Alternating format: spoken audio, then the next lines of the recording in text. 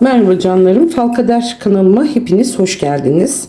Aramıza yeni katılan herkese de uzun zamandır sevgiyle beni takip eden kıymetli dostlarıma da gönülden hoş geldiniz diyorum. İyi ki buradasınız. Eğer bu fal bugün karşınıza çıktıysa belki de evrenin size ulaştırmak istediği bir mesaj vardır diyorum. Şimdi birlikte fincanımızın enerjisine odaklanalım ve çıkan sembollerin bize neler anlattığını keşfedelim. Dilerim bu yorum yolunuza ışık olur, kalbinize umut verir ve almanız gereken mesajı da tam zamanında almanıza vesile olur. Hazırsanız fincanımızı birlikte açıyoruz ve başlıyoruz. Keyifli dinlemeler diyorum. Umarım uyumlanırsınız.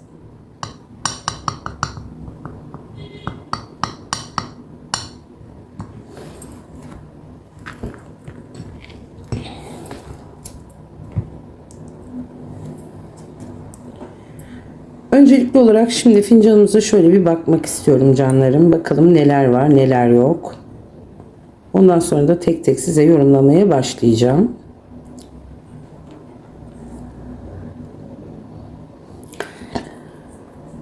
Şimdi burada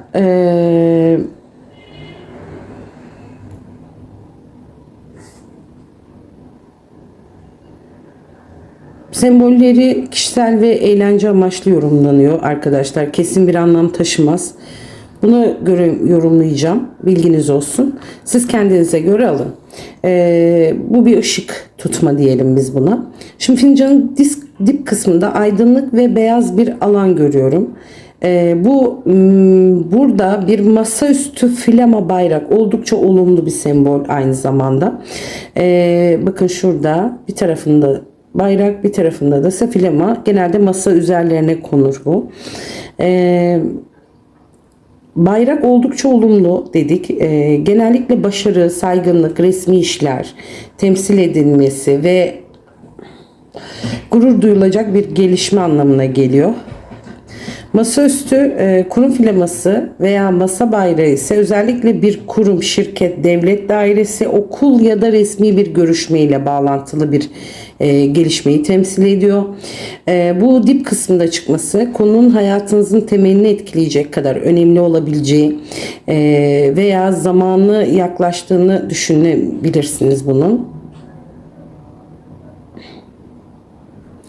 Etrafının beyaz ve aydınlık olması ise önünüzün açık olduğuna, bu konuda olumlu haberler alabileceğinize ve işlerin hayırlı sonuçlanabileceğine yoruluyor.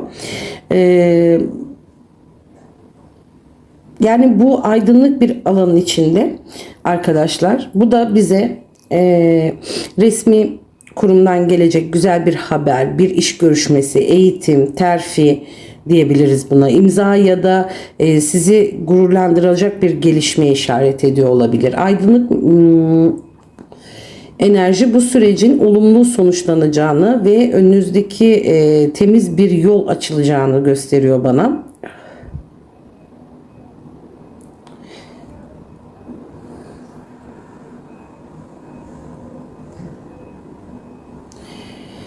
Şimdi burada aynı zamanda bir hilal ay arkadaşlar, bakın bembeyaz, yeni başlangıçlar, umutlar, güzel gelişmeleri simgeler. Özellikle aydınlık bir alanda ayın çıkması karanlık bir dönemin ardından feraha işaret ediyor. Ayrıca burada sanki sıkıntılar bir köşeye toplanmış, bir kenara toplanmış, geride bırakılmış gibi görüntü var. Bu da uzun zamandır sizi yoran bazı sorunların yavaş yavaş etkisini kaybedeceğini ve önümüzde daha rahat, huzurlu bir dönemin başlayabileceğini düşündürdü bana. Bayrak ve hilal birlikte değerlendirdiğimde, bayrak zaten hilalin üstünde, hem sevindirici bir haber hem de resmi bir konu, iş, eğitim veya kariyer anlamında yeni bir başlangıcın ihtimali öne çıkıyor. Beklediğiniz bir kapı açılabilir arkadaşlar ve bu gelişme size moral de verebilir arkadaşlarım.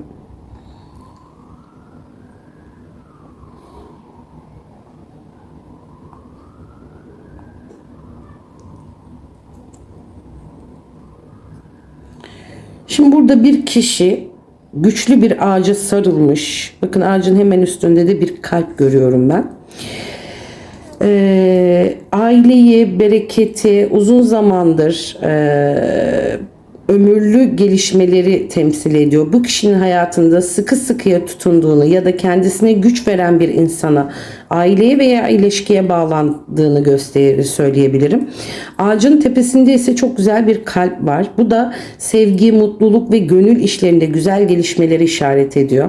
Kalbin en tepede olması, duyguların yoğunlaşacağını ve sevindirici bir haber alabileceğinizi söyleyebilirim. Ancak hemen yanında bir arı görüyorum. Arı çalışkanlığı, emeği, bereketi ve kazancı simgeler. Fakat arıya doğru uzanırken dikkatli olmak gerektiğinde hatırlatıyorum. Yani emek verdiğiniz bir konuda güzel sonuçlar alabilirsiniz. Ancak sabırla davrandığınız ve küçük pürüzleri büyütmemenizi de fayda görüyorum. Bir de baca ve bacadan yükselen dumanlar arkadaşlar. Bu da genellikle ev hayatını, ailevi sıcak bir yuvayı ve haneye gelecek hareketliliği simgeliyor. Ev içinde sevindirici bir haber, bir misafiri ya da ailece yaşanacak güzel bir gelişme gündeme geliyor. Bu tamamen toplu olarak baktığımda bu sembollere sevgi, emek ve aile enerjisinin bir araya geldiğini görüyorum. Sabırla ilerlediğiniz takdirde hem gönül işlerinizde hem de yaşamınızın önemli alanında yüzünüzü güldürecek gelişmeler yaşayabilirsiniz. Bunu söyleyebiliriz yani.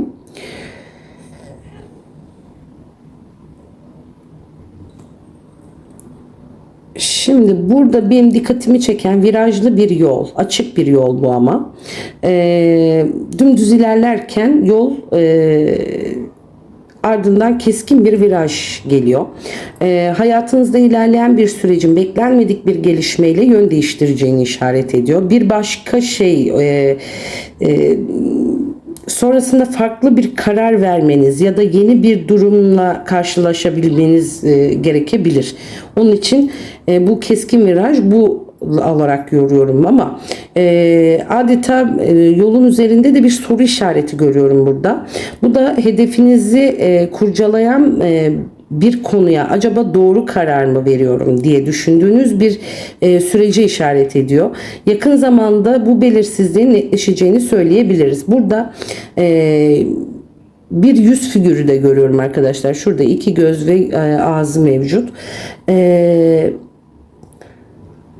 Başının üst kısmı oldukça karışık. Sanki düşünceler birbirine girmiş. Birçok konu aynı anda zihni meşgul ediyor. Bir figür bu. Zihni yoğun olan, karar vermekte zorlanan ya da çevresinde çok fazla etki alan çevresinden bu kişiyi temsil ediyor. Başının üzerinde seçilemeyen birçok figür olması ise çevreden gelen farklı sözler, fikirler ya da üst üste yaşanan olaylar nedeniyle kafasının karışıklığını gösteriyor. Bu nedenle başkalarının sesinden çok kendi sezgilerini dinlemenizde daha doğru olacak. Genel enerji olarak baktığımda bu yolun sonunda bir çıkış görüyorum.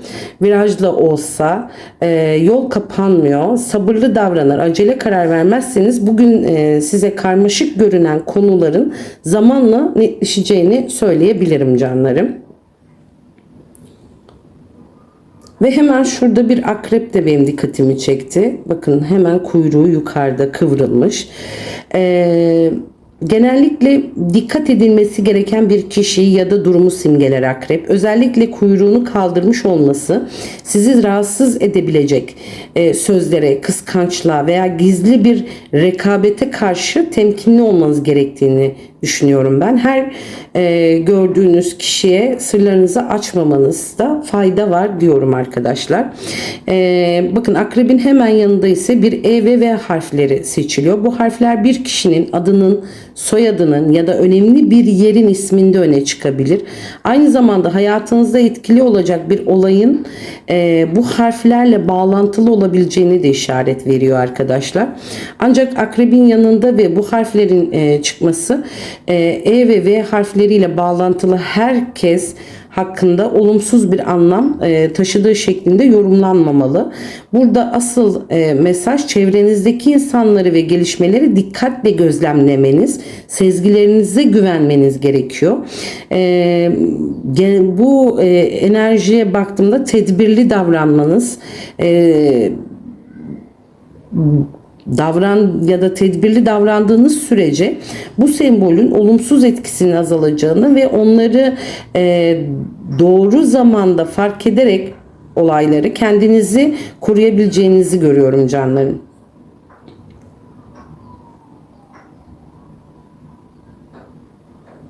Şimdi burada V ve L harflerinin yanı sıra bir de 7 rakamı gözüme çarpıyor. Ve bir kalem. Kalem figürü bulunduğu alan oldukça aydınlık. Kalem fal forumlarında yazılı haberleri, imzaları, eğitim hayatı, resmi evrakları, önemli görüşmeleri ve yeni başlangıçları simgeliyor. Aydınlık bir ortamda olması bu kalemin. Konularla olumlu gelişmeleri arkadaşlar işaret ediyor.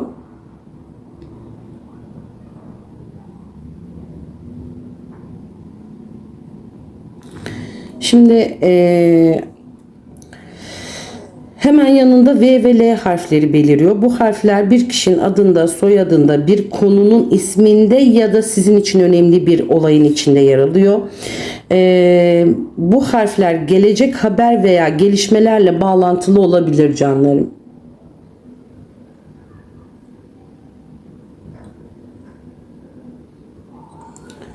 Bakın hemen şurada kalem. Ucu da çıkmış. Siz görebilir misiniz bilmiyorum. Hemen şurada.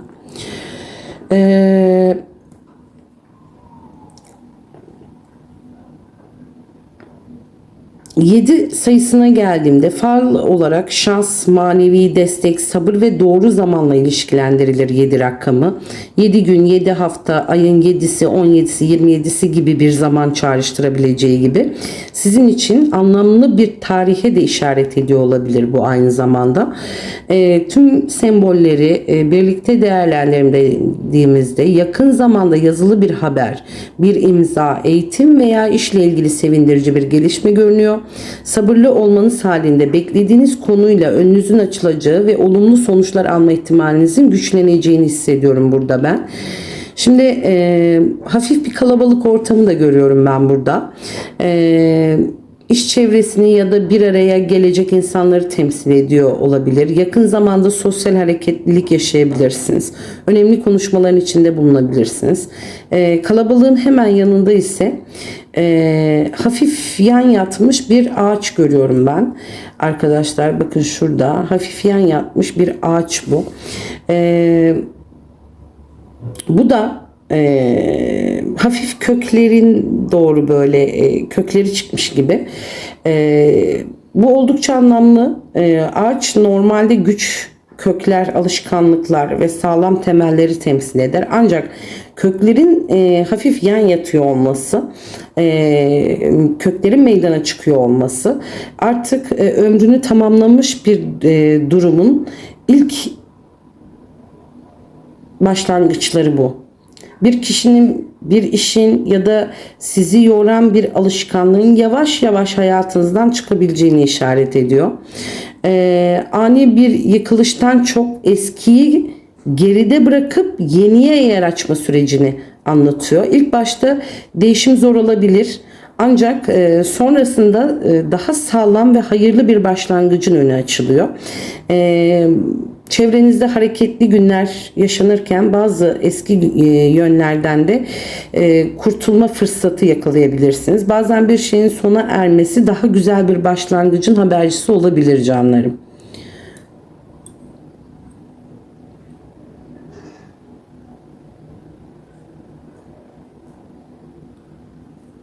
Şimdilik fincanımız bu kadar.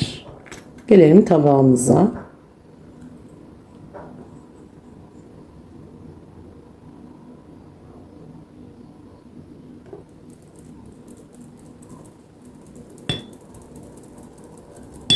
Bakalım tabağımızdaki semboller bize neler söyleyecek.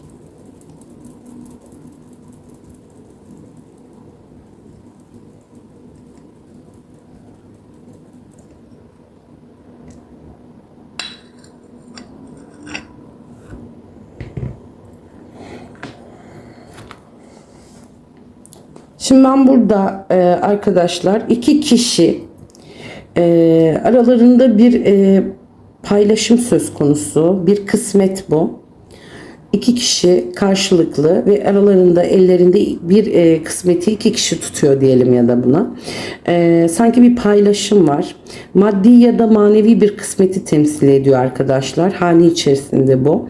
Beklenen bir haberin paylaşılması, ortak bir kazanç, bir anlaşma, bir hediye ya da iki kişi arasında yapılacak önemli bir konuşmaya işaret bu.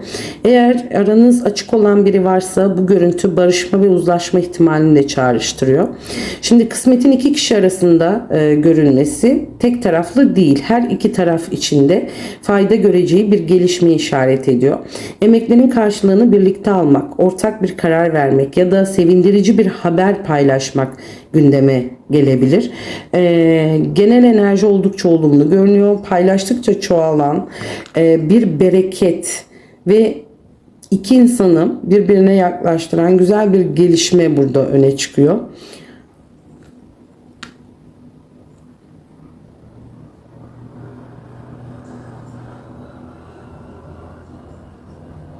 Şimdi bakın burada bir melek. Görüyor musunuz? Kanadı. Şimdi bu melek başını öne eğmiş. Sanki bir dua eder gibi. Elleri de önde duruyor sanki. Arkadaşlar. Bu da manevi anlamda oldukça huzurlu, güçlü bir enerji taşıyor. Duaların, edinilen duaların, iyi niyetlerin ve temiz dileklerin ön plana çıktığını düşünüyorum ben burada.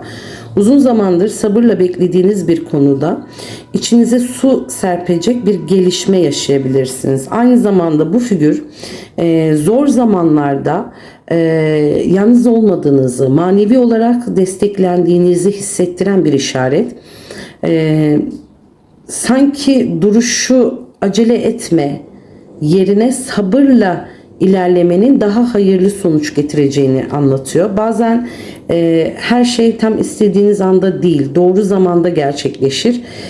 Bu nedenle umudunuzu kaybetmeden yolunuza devam etmeniz faydalı olacak. Huzur, korunma, umut ve gönülden edilen dileklerin öne çıkacağı, kalbinizi rahatlatacak bir döneme doğru ilerlediğinizi hissediyorum ben burada. Şimdi burada yine arkadaşlar buraya geldiğimde burada bir cenin, sanki cenin pozisyonu bu. Bakın şöyle de yaparsak. Bu bir cenin pozisyonu. Bu cenin doğuştur, yani yeni doğuş, yeni doğuşu simgeliyor aslında ama şöyle söyleyeyim. Yeni bir başlangıç ve gelişmelerle olan bir sürece, yeni bir başlangıcı olan bir gelişme. Hayatınızda henüz tam olarak ortaya çıkmamış ama yavaş yavaş şekillenen bir konu var. Bu bir iş fırsatı, yeni bir ilişki, bir proje ya da uzun zamandır beklediğiniz bir gelişme olabilir. Şu an her şey hazırlık aşamasında gibi görünüyor. Aynı zamanda sabrın dönemini de hatırlatıyor. Nasıl ki bir doğumun kendini ait bir zamanı varsa hayatınızdaki bu gelişmenin de doğru zamana geldiğinde olgunlaşacağını gösteriyor. Bu nedenle acele etmeden sürecin doğal akışına güvenmek faydalı olacak. Umut verici. Eski bir dönemin kapanıp yeni bir sayfanın açılacağı, size taze bir başlangıç getirecek gelişmelerin yaklaşmasını da simgeliyor. Aynı zamanda bebek haberi bekleyen arkadaşlar varsa bu bebek haberiniz de geliyor.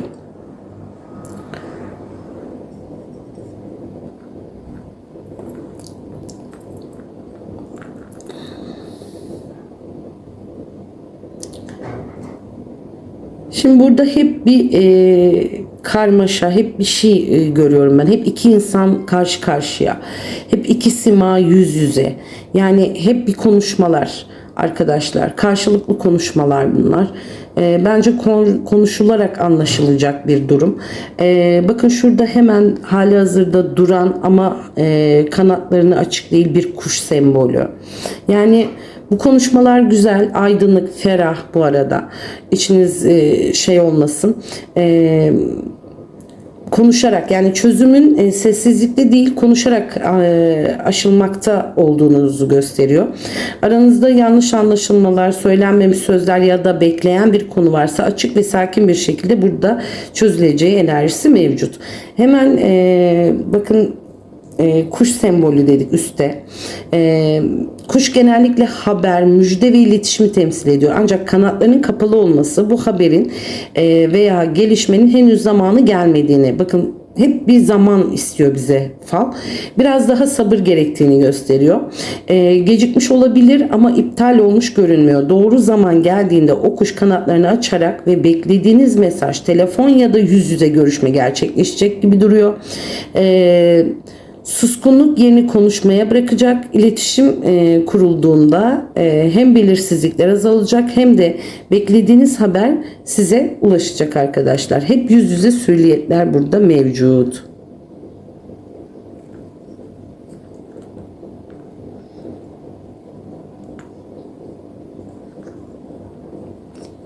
Bakın aynı zamanda burada bir nota görüyorum ben arkadaşlar. Bu bir nota. Bu nota bakın bağlantılı, zaten hane içine doğru bir bağlantısı var bu müzik notasının. Bu bir müzik notası. Aynı zamanda evin içinde sevindirici gelişmelere, huzurlu ve bir atmosfere ve güzel haberlere işaret ediyor. Müzik notası neşe, kutlama, uyum ve bazen de beklenen bir haberin mutlulukla karşılanmasını temsil ediyor. Eğer son zamanlarda ev içinde bir gerginlik yaşandıysa bu enerjinin yavaş yavaş yerine huzura bırakabileceğini görüyorum. Aynı zamanda hanede bir kutlama, davet, güzel bir buluşma ya da aileyi sevindirecek bir haber de gündeme geliyor. Sembolün verdiği enerji oldukça olumlu. Hane içinde yayılan huzur, mutluluk, güzel gelişmeler ön plana çıkıyor burada. Sanki evinizin enerjisi tazeleniyor ve yüzünüzü güldürecek haberler kapıda gibi görünüyor canlarım.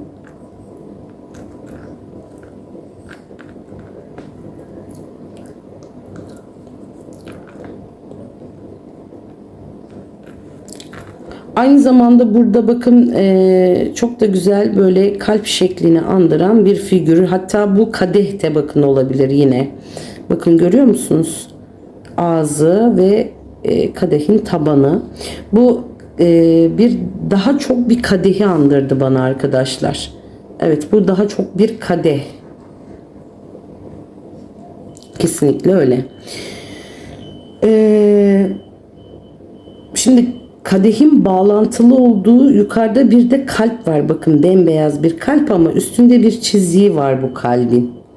Sanki böyle bir çizik atılmış gibi duruyor. Şimdi öncelikle ben kadeh fal yorumlarında genellikle kutlama, sevinç, bereket ve paylaşılacak güzel anlar anlamına geliyor. Yakın zamanda sizi mutlu edecek bir gelişme yaşanabilir. Bu bir başarı haberi, aile içinde güzel bir buluşma, bir davet ya da uzun zamandır beklediğiniz bir dileğin gerçekleşmesi olabilir. Çünkü burada notalarımız çıkmıştı. Genel enerji aydınlık görünüyor. Önümüzdeki süreçte sevincinizi paylaşacağınız, yüzünüzü güldürecek gelişmeler öne çıkıyor. Bu hayatınıza gelecek güzel haberlerin ve bereketin bir simgesi gibi görünüyor. Şimdi kadehin üst kısmındaki bembeyaz bir kalp dedik. Kalbin aydınlık çıkması gönül işlerinde temiz niyetleri, saf duyguları ve güzel haberleri simgeliyor. Kalbin üzerinde ince bir çizik var dedik. Bu da bana geçmişte yaşanmış küçük bir kırgınlığı, araya giren bir mesafeyi ya da tam konuşulmamış bir konuyu anımsatıyor. Kalbi ikiye ayıracak kadar güçlü görünmüyor ama daha çok geçici bir iz gibi duruyor bu. Şöyle söyleyeyim, kadeh ve kalbin birlikte çıkıyor olması ise güzel bir enerji bu. Bu sevgiyle ilgili bir kutlama, duygusal bir konuşma, barışma ya da kalbinizi mutlu edecek bir gelişmenin habercisi. O küçük çizginin zamanla silineceğini ve sevginin daha baskın hale geleceğini hissediyorum burada. burada. Kırgınlıkların yerini anlayışa, mutluluğa ve güzel paylaşımlara bırakacağını da söyleyebilirim arkadaşlar. Burada çok güzel çıkmış. Bakın şurada yine çok büyük bir kelebek bu. Yani kelebeğimiz biraz büyük. Yani nasıl diyeyim, bu kelebekle alakalı bakın böyle yorumlarsak bunu, bu bir kelebek. Çok da güzel çıkmış ve aydınlık bir ortamda çıkmış. Bu kanat dedik ama şurayla birlikte yorumlarsam bu bir kelebek arkadaşlar. Değişimi, dönüşümü, özgürlüğü ve yeniden doğuşu simgeliyor. Bakın bir böyle baktığımızda da bir melek, kanatları aşağıda bir melek bu. Ama şurayı kaldırdığımda bakın burada bir kelebek sanki beliriyor. Yeniden doğmuşu dedik. Uzun süredir sizi yoran bir dönemin ardından daha hafif ve umut dolu bir sürece gireceğinizi söyleyebilirim. Hayatınızda yeni bir sayfa açılabilir ve bu değişim size iyi gelebilir aslında. Aydınlık bir alanda çıkması ise bu dönüşümün hayırlı ve olumlu olacağını işaret ediyor. Kendinizi daha güçlü hissedeceğiniz bir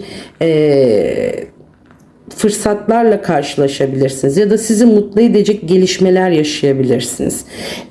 Bu kelebek aynı zamanda içinizde taşıdığınız potansiyelin yavaş yavaş ortaya çıkacağı anlamına da gelir. Sabrınızın ve emeğinizin karşılığını almaya başlayacağınız, ruhsal da daha hafif hissedeceğiniz bir dönem, ruhen yani sizi bekliyor. Değişimden korkmayın. Çünkü yerine onu kucakladığınızda hayatınızda sizi sevindirecek yeni kapıların açılacağını göreceksiniz canlarım. Falımız çok güzel çıktı bence. Bir dahaki falda tekrar görüşmek üzere. Falımın sonuna geldim. Yani bugün de dediğim gibi anlatacaklarımız bunlar, enerjimiz bunlar. Umarım fincanın verdiği mesajlar, enerji kalbinize dokunmuş ve size ışık olmuştur diyorum. Unutmayın, fal sadece sembollerin enerjisidir. Asıl geleceği şekillendiren sizin niyetiniz, seçimleriniz ve attığınız adımlardır. Eğer yorum size uyum sağladıysa videomu beğenmeyi, kanalıma abone olmayı ve bildirim zilini açmayı unutmayın. Yorumlarda sizlerle en çok hangi sembollerin dikkatinizi çektiğini, size ne hissettirdiğini benimle paylaşabilirsiniz. Aramıza yeni katılan herkese hoş geldiniz diyorum. Uzun zamandır sevgisiyle ve desteğiyle yanımda olan tüm takipçilerime, yurt içi, yurt dışında teşekkür ediyorum. İyi ki varsınız diyorum. Bir sonraki falımda yine enerjilerle yeniden buluşmak dileğiyle, sevgiyle, mutlulukla, ışıkla kalın diyorum sevgili dostlarım. Hoşça kalın.